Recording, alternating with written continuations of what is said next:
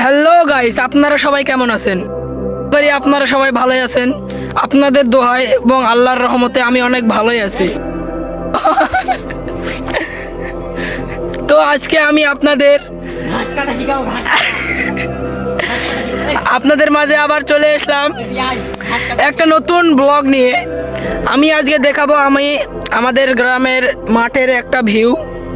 দেখেন কত সুন্দর সবুজে ভরা মাঠ, আর এখানে একটা ছেলে বসে ঘাস কাটছে। দেখেন ছেলেটা আবল তাবল বকছে, কি জানি বকছে, ও নিজেও জানে না।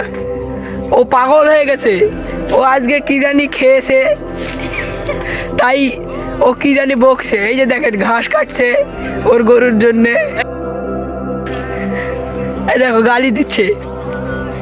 তো দেখেন আমাদের মাঠের ভিউটা দেখেন।